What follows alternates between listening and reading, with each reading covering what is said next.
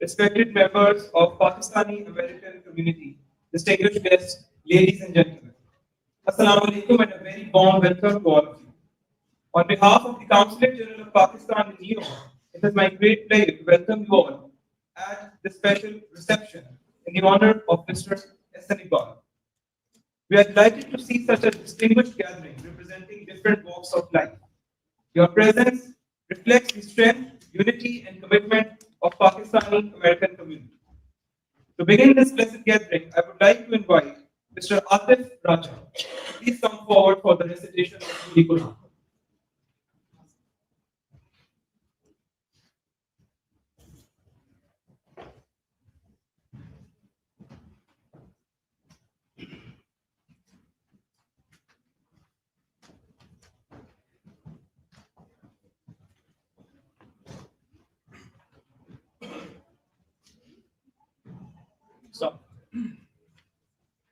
أعوذ بالله من الشيطان الرجيم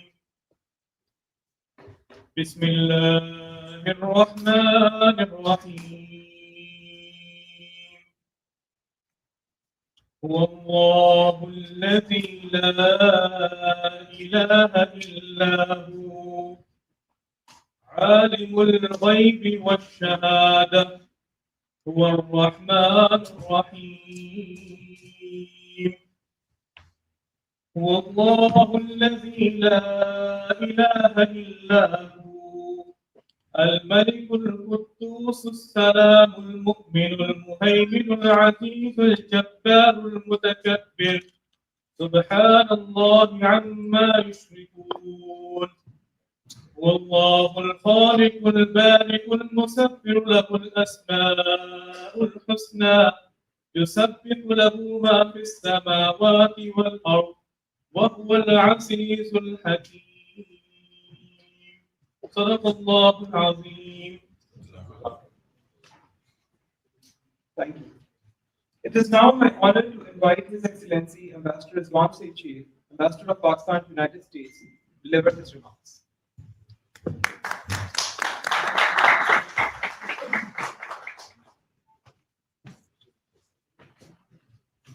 Bismillahirrahmanirrahim. Assalamu alaikum. Good afternoon to all. Minister Ahsan Iqbal sir, former Minister for the Streets, sir, ladies and gentlemen of the community in New York, Kamran sir, you just joined us. Thank you. In welcoming you to this event today, let me briefly mention that Minister Ahsan Iqbal has been here for about a week. And this is my 7th year of stay in United States, if you count my previous tenure as Deputy Ambassador. So I have not seen this kind of a visit where any visiting minister has gone to not only so many states, it started in Orlando, then Chicago, then San Francisco, then Houston, and went to Dallas, and now he's in New York, and there's still 2 more to go. So not only that this has been a program which has a wide geographical dispersal, the content has been fascinating, honestly. In terms of, I just joined him in Chicago and went back to other things in Washington and now in New York. But our consul generals have been formulating that program and going through that program and the kind of results and reports that we have received in terms of the content and the follow-up of the content that is required. I was discussing with the head of the Udan Pakistan program here, Dr. Kamran Rao, is so rich that perhaps it may turn out to be a most consequential in terms of what we have thus far had from Pakistan in terms of the diversified areas where we hope to see these results. So thank you, Minister, for being here. I also thank Mr. Khurram Dastagir, for being here. He is a former defense minister, former foreign minister, and has been also Minister for Energy. For my sins, yes. So we are also honored by his presence here. So what I will do is that I get a lot of opportunities to talk. So this time it is, I think, important for Mr. Ahsan Iqbal and Mr. Commuity to share their perspectives of how best the Pakistani community, and particularly Pakistani community in this most important city in this land of opportunity, can contribute towards an unprecedentedly ascendant trajectory of Pak-US relations and benefit, profit, I would want to say, profit from the promise of Pakistan. So I'll give you these two ministers 1 minute. Thank you. Thank you very much, Ambassador Sir, for your remarks. Ladies and gentlemen, it is now my privilege to invite Mr. Khurram Dastagir Khan, former Federal Minister and distinguished parliamentarian, to share his remarks.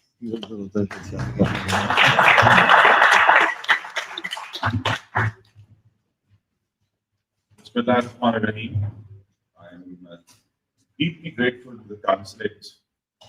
Practically has kidnapped me to be here. I was on a personal visit, but since I heard that my brother Ahsan Iqbal was here, and of course, I join all of you in our desire to hear from him, who's also, of course, a professor, for his wisdom and insight into his visits and for the trajectory of Pakistan-US relations, as the Honorable Ambassador pointed out. But ladies and gentlemen, I don't have any answers for you this afternoon. That's what we look to the Honorable Minister for, that he will provide the answers or at least a guideline towards the future. But I do want to very brief remarks based upon what the English poet Arthur Hugh Clough said. The line is, if hopes were dupes, fears may be liars.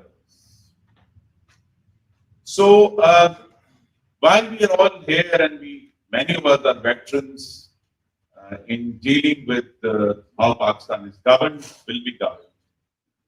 While many of our hopes have been disappointments, but I do want to say that many of our fears have proven incorrect. So the country has survived, alhamdulillah.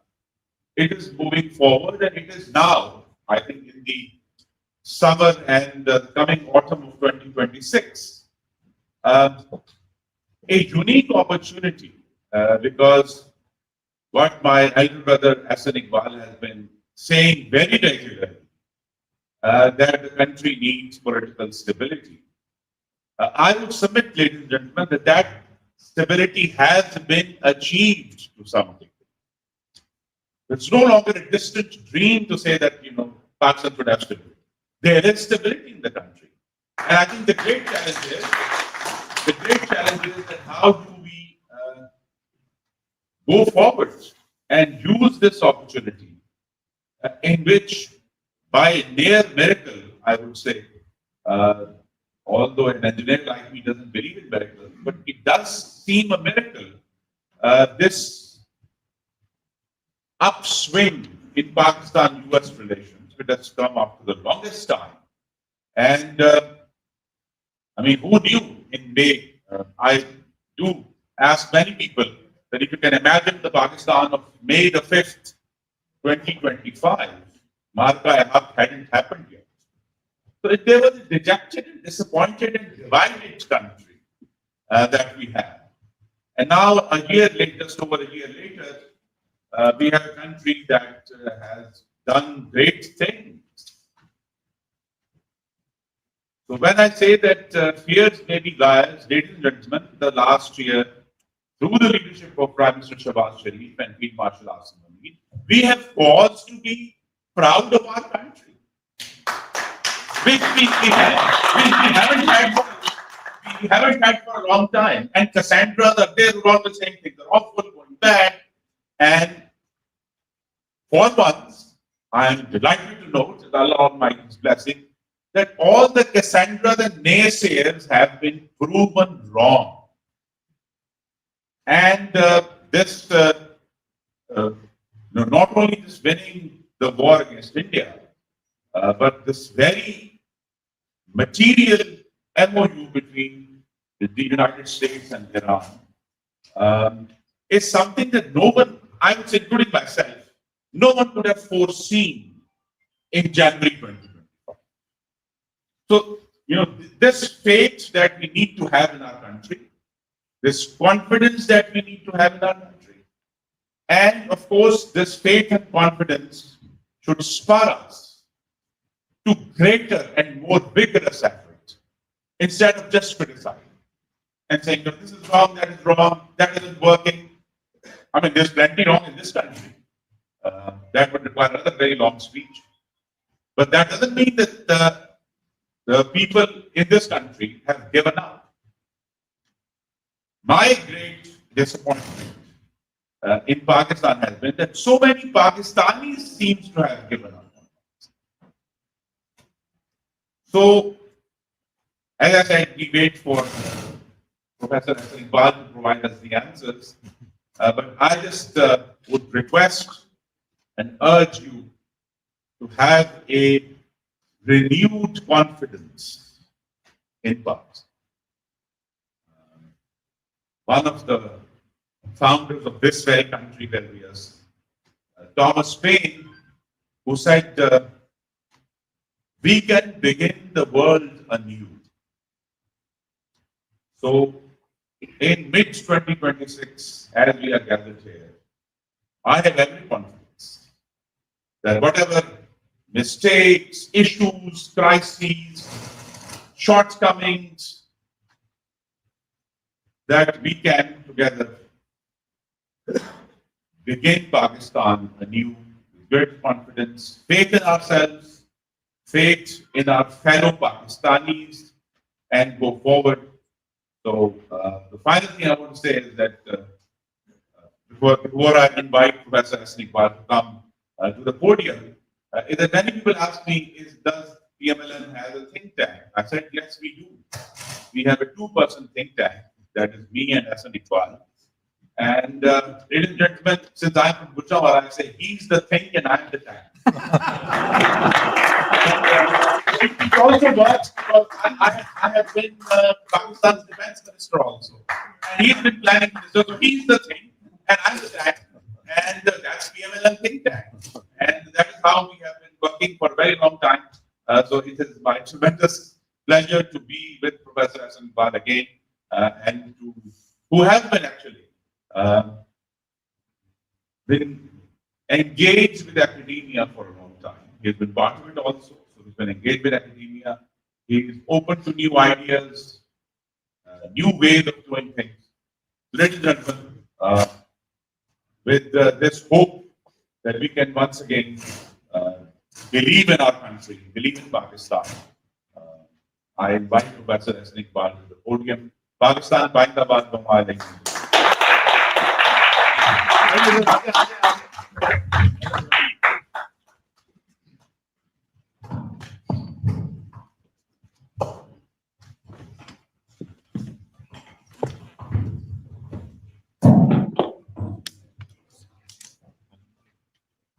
Bismillahirrahmanirrahim. Honorable Ambassador Rizwan Sheikh Saab, dear brother Mr. Saab, Dr. Rahul Khandan Saab, distinguished members of Pakistani American diaspora, ladies and gentlemen. First of all, I would like to welcome you to your own home. This consulate is your own home in America. And we welcome you here. It is always a pleasure to meet Pakistani diaspora in USA because it gives one two feelings. One, pride and second, hope. Pride because each one of you represents a success story. Each one of you has proven that what is Pakistani nation capable of doing. Our diaspora here has risen to highest offices. They run most advanced hospitals. They work on most advanced infrastructure projects. They are part of the most advanced tech companies and innovation. They have their footprint in education sector. In every sector of economy, our businessmen here have built billion-dollar companies.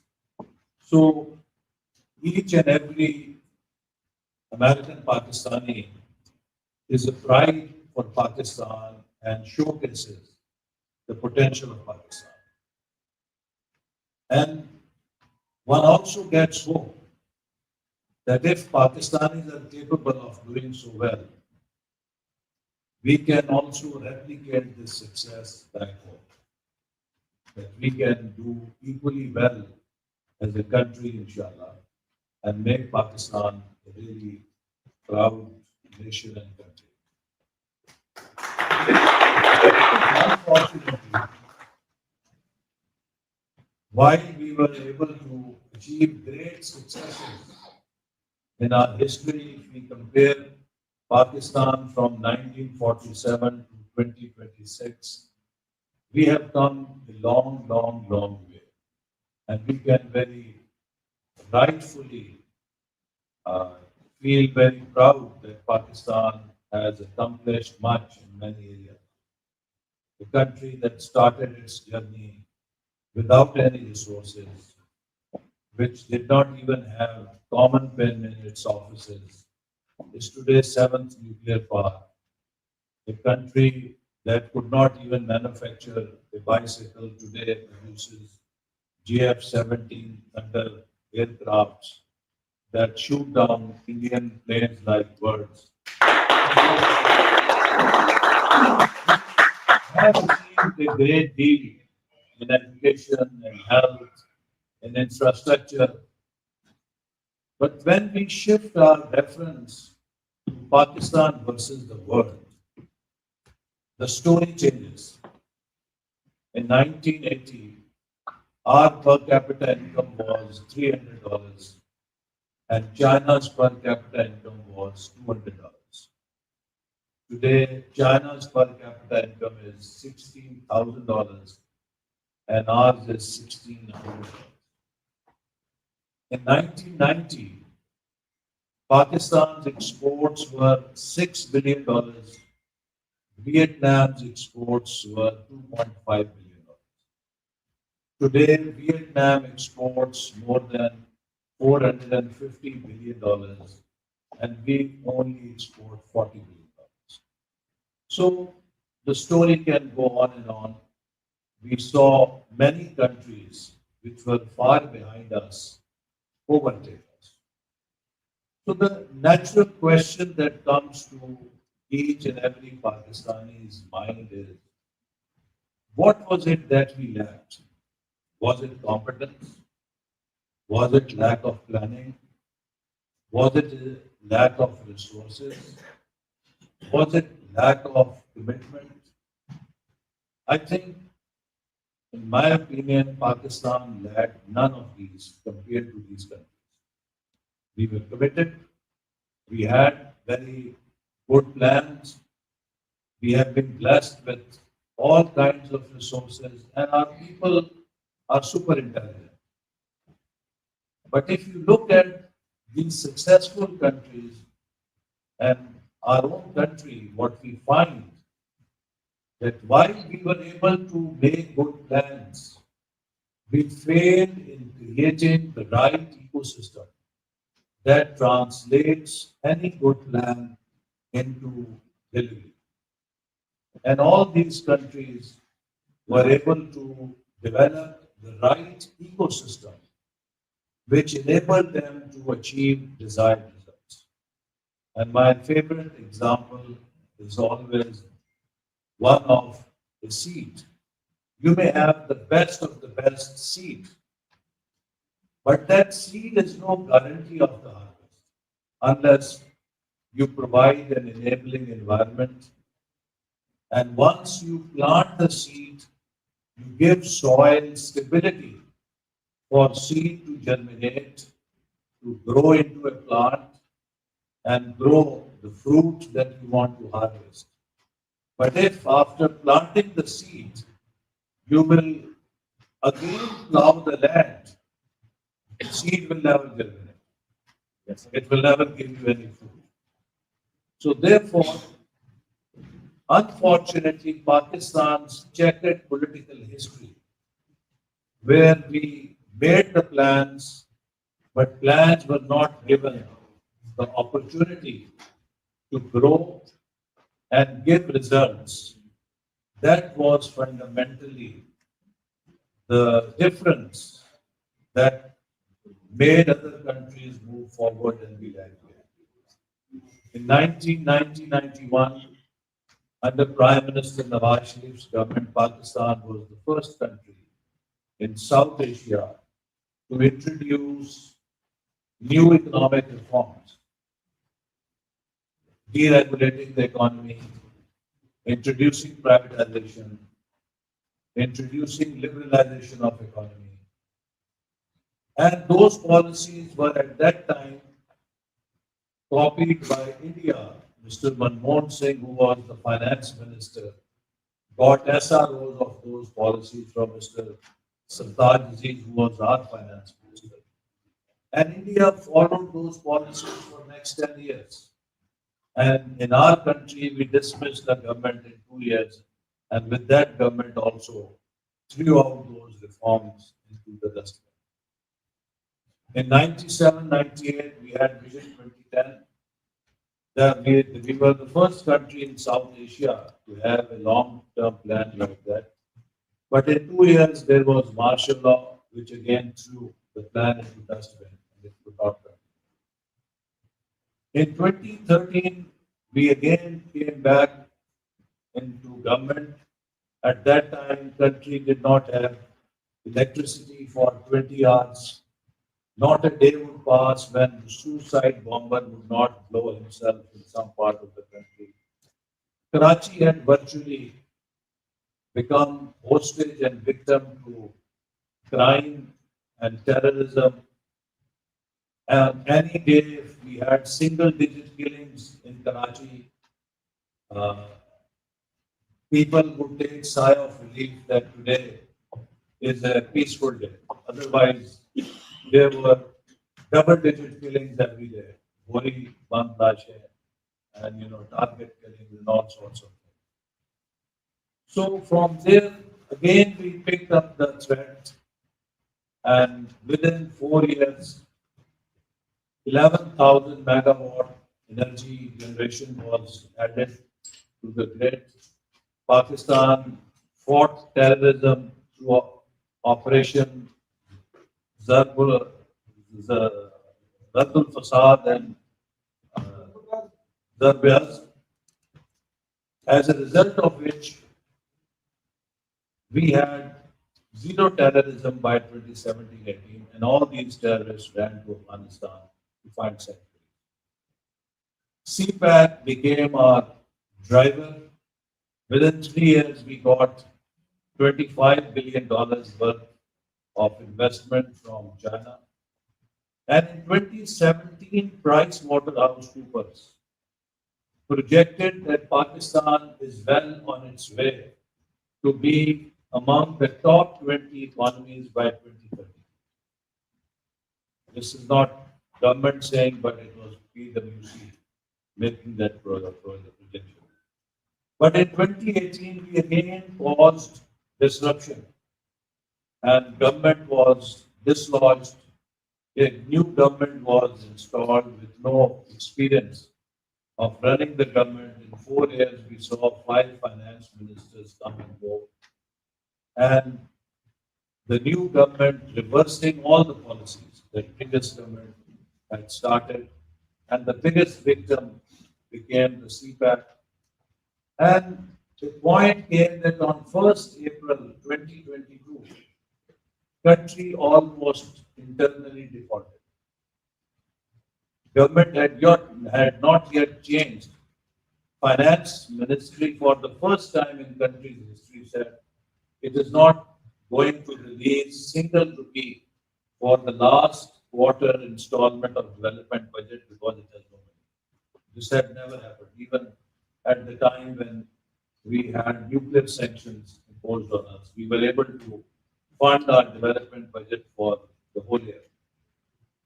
So that is the time when international community and in financial circles started betting that how long would it take for Pakistan to default on external liabilities. And at that moment, we took over the government and we had two choices. Either to go into election immediately, because you would recall that by April 2022, every by-election that was held in the country was won by opposition. That showed that opposition at that time was at the peak of its popularity, and the sitting government was at its lowest ebb of popularity. So if we had gone straight into election, we could have easily returned with two-thirds majority. But when we looked at the numbers, we got the feedback that country does not have even 2 or 3 months space to go into caretaker neutral setup, because caretaker government cannot take any policy decision. And the country needed immediate corrective actions in order to avoid default. And default of a nuclear country is very different from default of Sri Lanka, has much larger consequences. So the choice was that should we go for protecting our politics, or should we go for protecting country from default? But if we were to protect country from default, then we would have to take some tough decisions. You know, those of you who are doctors, if there is a critically ill patient, that patient cannot be cured with candies and chocolates. That patient has to take some bitter pills or undergo surgery, which is painful, and then you recover. So that painful surgery would eat up our political capital. We knew very well. But I think we must give credit to the collective leadership and to the leadership of Prime Minister Shehbaz Sharif, who took this challenge upon himself that no matter if our political capital is compromised, we will not let Pakistan default, and we will take up Pakistan. So, ladies and gentlemen, as we speak today, in last 4 years, Pakistan is being quoted as one of the most successful turnaround stories in international financial markets. A country that was running with 38% inflation was able to break it down to 5 to 7% in 2 years. A country that was running 23.5% policy rate was able to break down policy rate to 10.5% in almost 2 years. Likewise, country whose stock market had virtually crashed was able to revive the stock market and confidence of the investors. And today that stock market is being called the best performing stock market in Asia. These were, I think, those positive developments that happened to bring country out of that default situation that required a lot of disciplined hard work and reform in various sectors, but some very painful decisions which we endured. Second, India thinking that Pakistan has become economically very vulnerable, tried to make an example of Pakistan in 2025. But again, we had a government where there was complete understanding between political and military leadership. That government did not ponder even for a second how to respond and how to respond. It immediately reacted, and instead India making an example of Pakistan, we made India an example of itself. And as a result, Pakistan earned new stature in the Committee of Nations and was seen by global powers as a net security and stability provider in the region. That also ultimately led to a defense pact between Pakistan and Saudi Arabia. And as a result of that new role, Pakistan was also able to do another impossible task, as my colleague mentioned, that it was able to bring two countries that had been at war directly or indirectly for last 47 years, directly from war theatre to Islamabad Serena Hotel, where they sat for the first time face to face for negotiation. And we showed to the world that war is not a solution for every problem. Diplomacy can also be a solution, and that brought a new image for Pakistan as a peacemaker, as an honest broker of peace, and it got recognition across the world for the first time, at least in my lifetime. I never saw that starting from President of United States to President of China to President of Russia to Prime Minister of UK, to Prime Minister of Canada, to Prime Minister of Japan and Australia, and name any head of state. The whole world and all heads of states were praising Pakistan.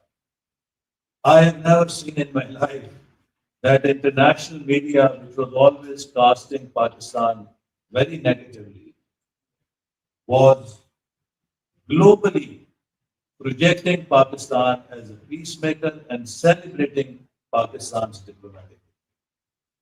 That not only increased Pakistan's stature, but made every Pakistani stand taller and with pride.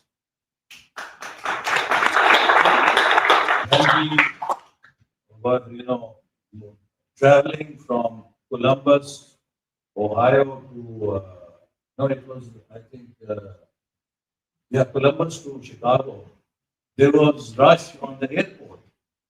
And the ground staff, when we told them that we are an official delegation from Pakistan and we are traveling and we have little time, that staff went out of way, said, "You are from Pakistan, you did great job, and let me help you." So they military lane and cleared all our procedures very fast. So I was very happy to see that even an ordinary American recognizes Pakistan's role and appreciates Pakistan's value. So now, narrating all these successes, what I want to say, that we cannot be complacent. What these successes have done, they have put a lot more responsibility on our shoulders as a nation. Because if we won Marka Haq, that was great. If we won Marka Diplomacy, that was even greater success. But now, if we do not win Marka Taraqi, we stand to lose all the gains that we have made. in our victories through these markers. So that is where the real challenge now lies, that we have to focus on Pakistan's economic development with full energy, and we have to work through unity and as Team Pakistan. Because this is an effort or a venture that no government, no leader, and no party can do it alone. It requires whole of the nation approach. And unless we are able to positively synergize our efforts, unless each and every Pakistan believes that now I am part of a bigger mission, national mission, to make Pakistan's economy invincible, we will not be able to achieve success. And I can share with you a story. When we exploded nuclear device in 1998, Dr. A.Q. Khan and Dr. Ishfaq Ahmed came to my office for some work. So I asked them that, can you please explain to me that how was it that we were able to achieve success in an area where no one wanted to give us any technology, no one was willing to help us, and we made it, we did it.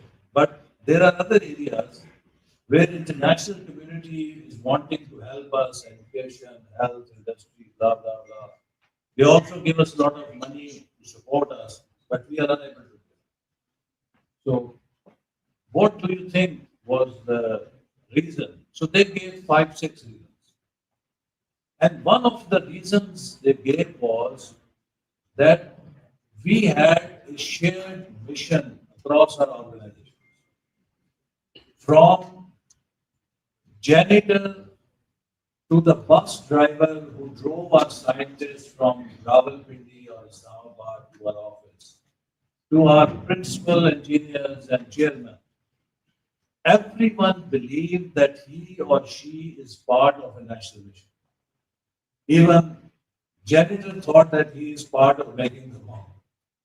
So this sense of shared purpose and mission gave us that energy and that positive synergy that enabled us to overcome all obstacles. And secondly, they said it was not the machines that made the bomb. It was our people who made the bomb. So nations are not built by machines. Nations are built by its own people. We are the builders of Pakistan. What we do today will determine what Pakistan will be for. So I think Allah has given us a unique opportunity where Pakistan is enjoying unprecedented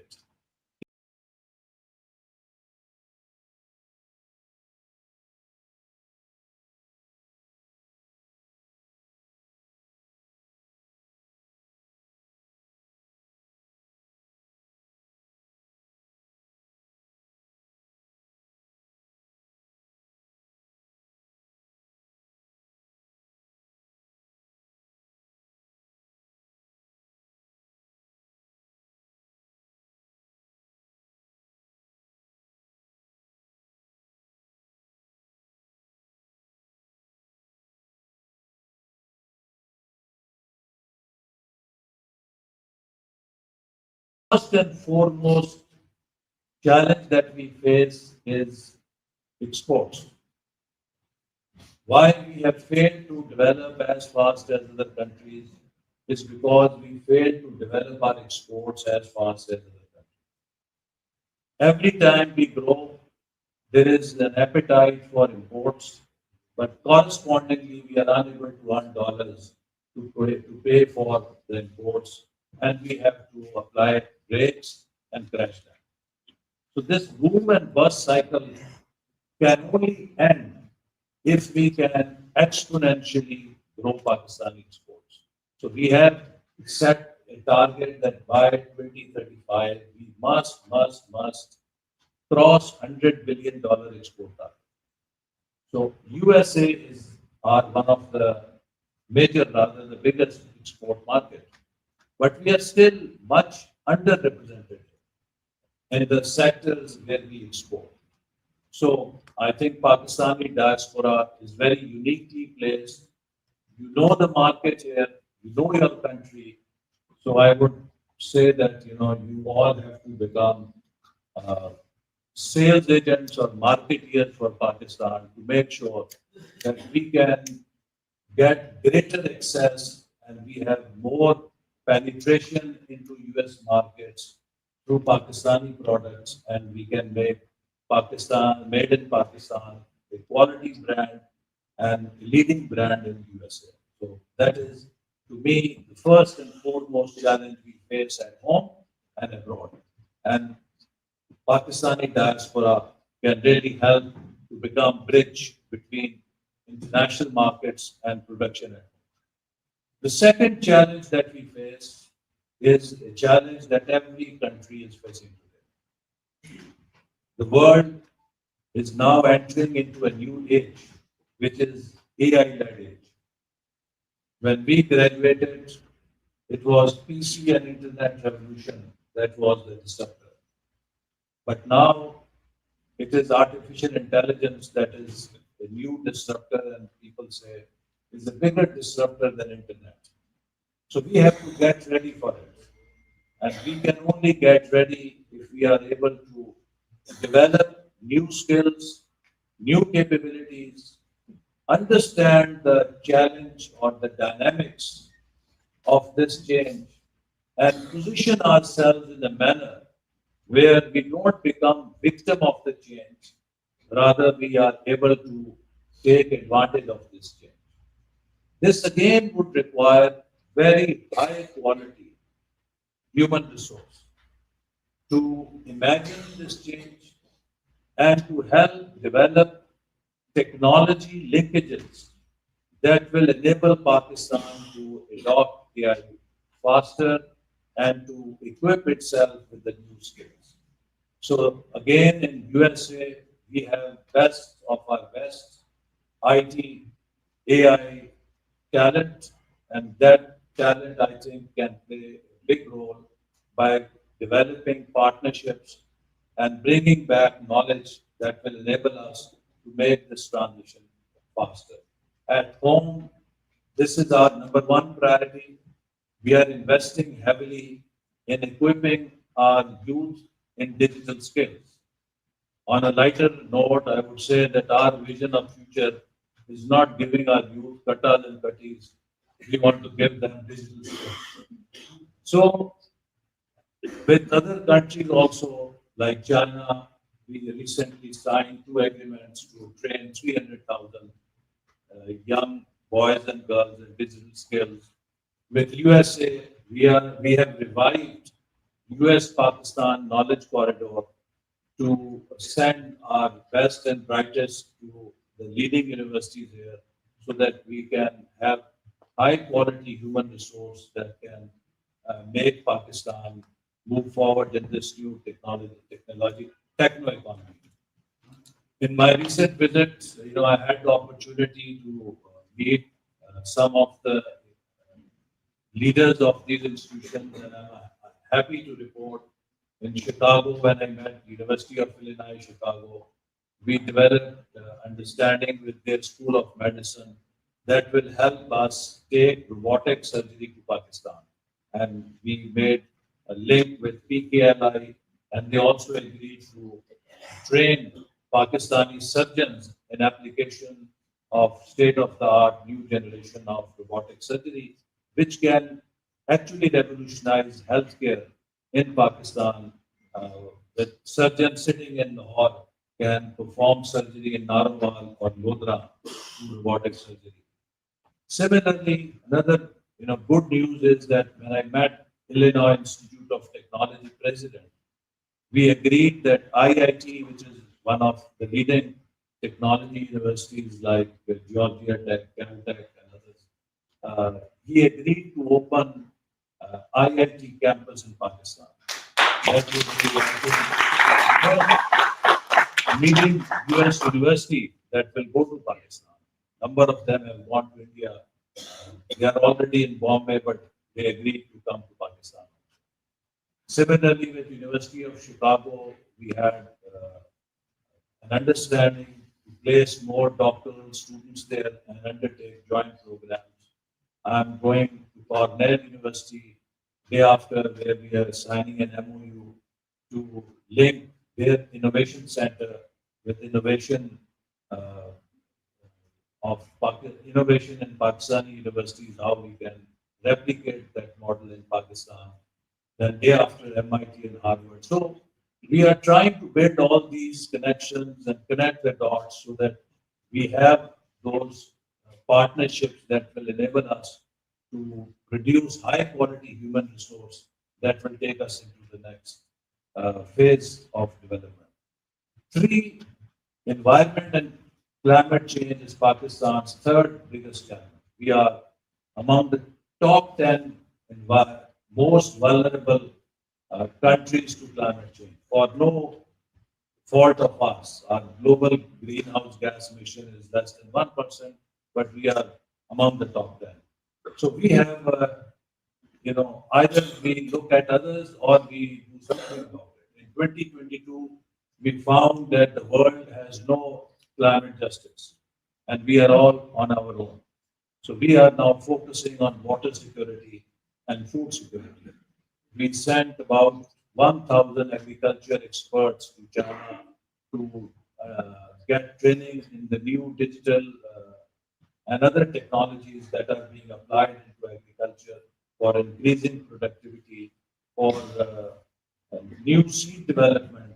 And likewise, we are also connecting with leading agriculture universities in USA to develop new capability for another green revolution 2.0.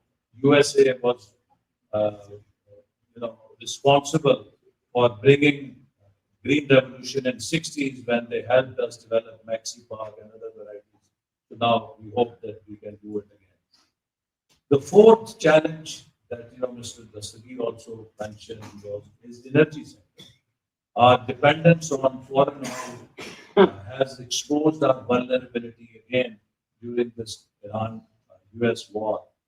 We are working very aggressively to make a transition towards renewables. Pakistan is one of the success stories that has made a transition to solar, adding more than 6,000 megawatts in past 4 years. But now we are moving with the same speed, hoping to move with the same speed in transport sector. This year budget has introduced many incentives for EVs in the country. So we hope over the next 5 years, we should have a considerable number of vehicles shift to EV to save our fuel bill and also make environment better. The fifth E is most crucial, where now we are really focused and we are trying to bring provinces on consensus that they should work with the federal government through a national mission. The 18th Amendment that happened in 2010 has devolved many subjects to provinces where the federal government has little role.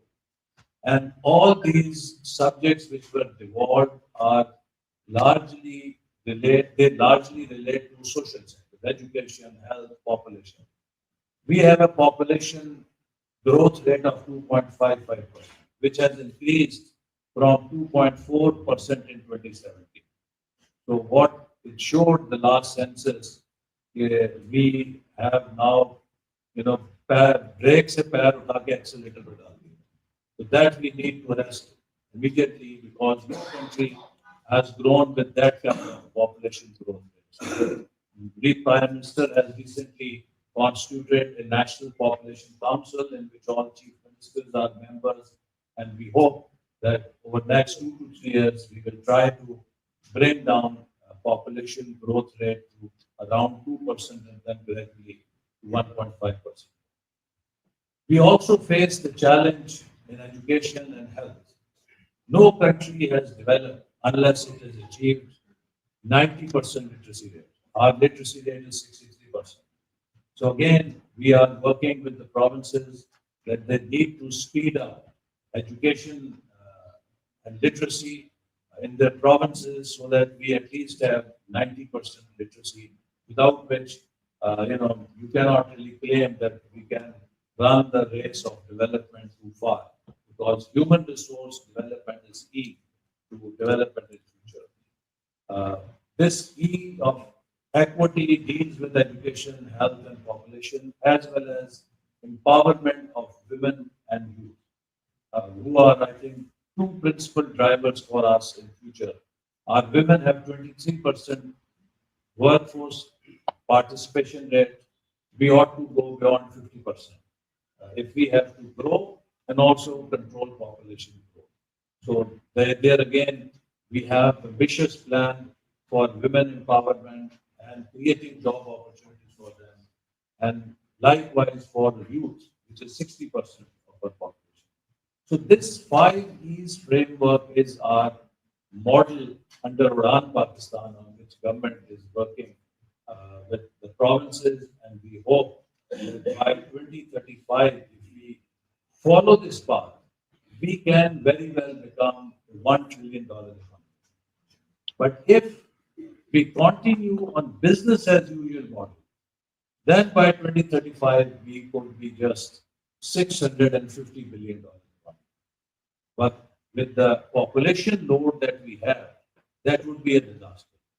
So between $650 billion to $1 trillion, where we go will depend on our national resolve to achieve those goals, and on our, maybe that is also coefficient of our national leadership, that how much can we do or how fast can we grow or run to achieve our full potential. So the potential is we can be a $1 trillion economy, and if we didn't do much, we would be $650 billion economy, which would be a disaster with our population. So therefore, this, ladies and gentlemen, is an inflection point for us as a nation. Where we go from here will depend on the choices we make. Do we want to repeat the mistakes of the past, where we have been indulging in unnecessary political crisis, instability, polarization, or we want to tread the path of stability, continuity of policies, and reform and modernization? This is the choice. Destiny is nothing for a man or for a nation except the choices he or she makes or the nation makes. So I think the time has come. We have to get serious, and we all have to work as Team Pakistan. And if we can devote next 10 years, at least with this focus that we will not deviate from the path that we have started, there is no reason that Pakistan should not become a $1 trillion economy by 2035. But it will require each one of us to find a role for himself or herself. Not everyone can make $1 billion contribution. Maybe someone can make $100 contribution, someone can make $1 million contribution. But each one of us must think that the next 10 years, how am I going to be the builder of new, stronger Pakistan, which will win the Marka Taraqi, to make sure that the gains that we have made are consolidated and are permanent. Lastly, I would like to urge you that we must also reset our software. Unfortunately, so much negativity has been fed into us that we have lost our pride. We have lost our self-esteem. I go out to different countries and often hear, wherever 4 or 5 people will gather, they will start a Muqabla Husn of who has a horror story to tell about Pakistan. और जो जितनी ज्यादा बदखोई करेगा वो समझता है मैंने उतनी ज्यादा दानिशवरी की ताकत दिखाई. I mean, nobody ever says anything nice about their country. There is so many nice things happening, success stories in the country, which we, if we look, will make us very proud what we have achieved.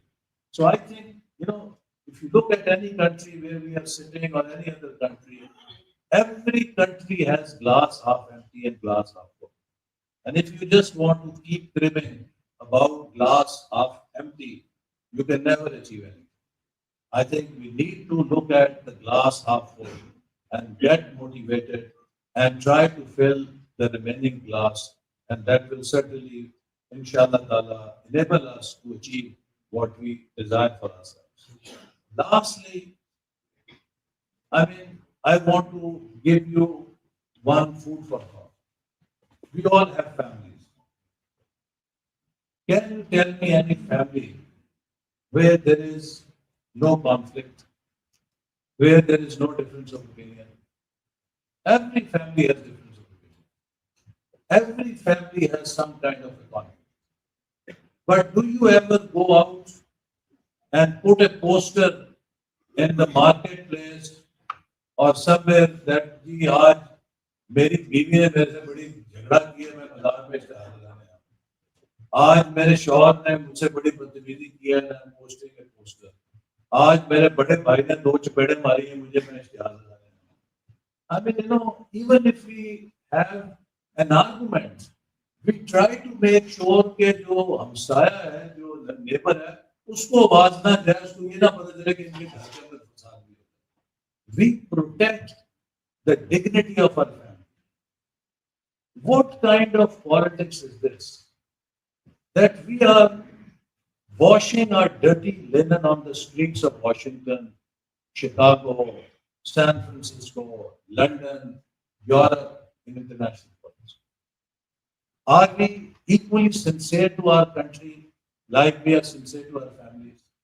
अपनी family में तो जो भी कोई तलखी होती है अपने घर के अंदर ही दबाते हैं और अपने मुल्क की जो तलखी है उसका इश्तिहार जाके बाहर लगा के खुद ही अपने हाथों से पाकिस्तान को डीब्रांड करते हैं. What kind of politics? I went through everything.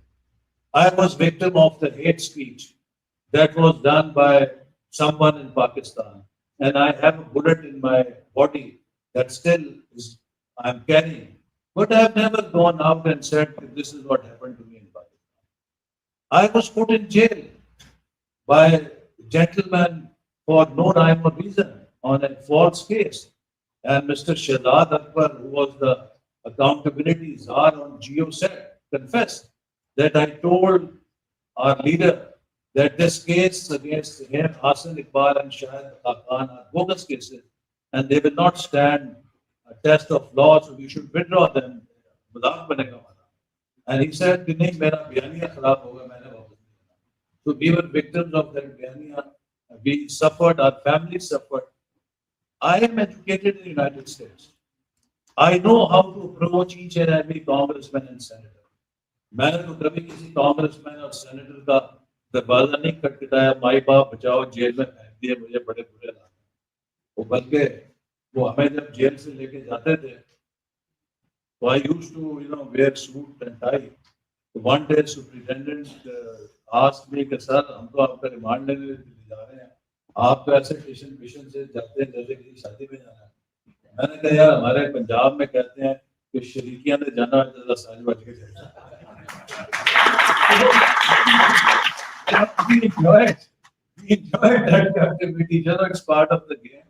Lekin never ever made any petition outside Pakistan.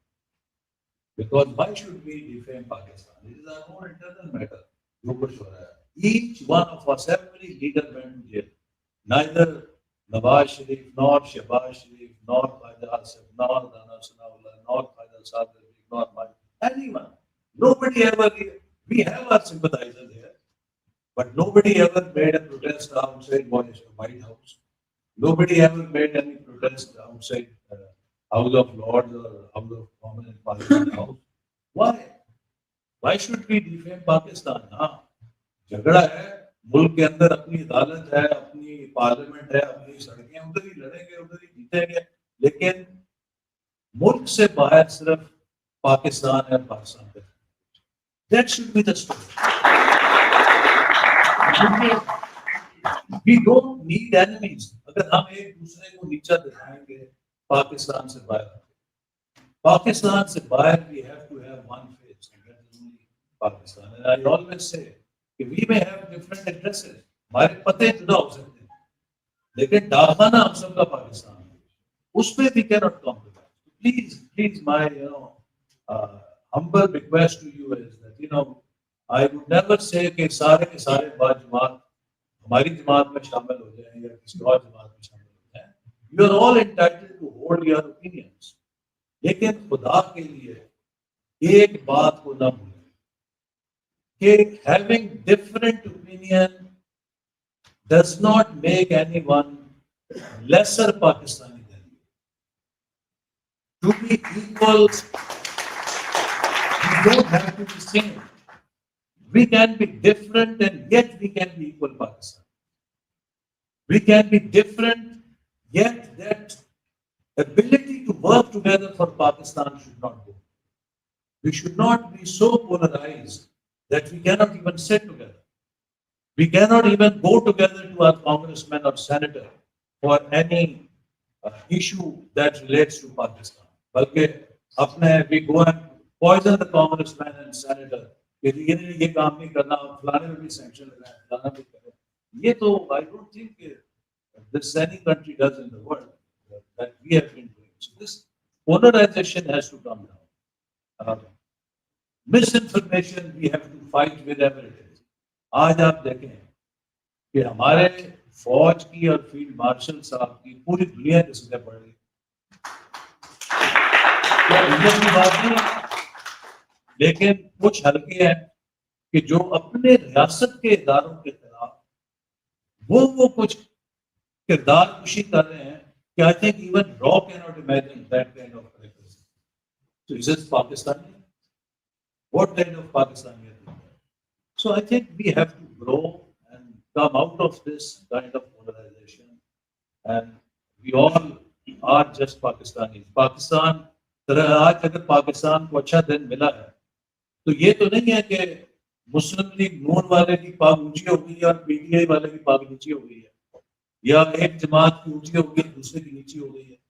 Every Pakistani today feels pride and takes pride जब वो अपना पासपोर्ट जाके दे देता है, I'm from Pakistan. I have heard dozens of stories कि इन सारी चीजों के बाद हमारे लोग बाहर गए तो उन्होंने पासपोर्ट दिया तो इमिग्रेशन ऑफिस ने कहा, ऑफिसर ने कहा वेल डन पाकिस्तान. पाकिस्तान आगे जाएगा, हम सब we all stand to benefit. अगर खुदा ना खास्ता खराब होगा तो हम सब की इज्जत खराब होगी. तो इसलिए आइए, let's all work together. My request to you is get in your area, pick up a field, pick up one thing where you can make a difference. No matter how small, no matter how big. But we all have to capitalize on this inflection point जो Pakistan का है. Going down is no more an option. In 22 years, we will all be accountable before history when 2047 comes. How we utilize our 100 years and how our neighbor utilize its 100 years. Let us all work for this one mission. In 2047, our children should not be embarrassed if we failed to achieve what we were capable of achieving in our 100 years of independence. Pakistan Zindabad.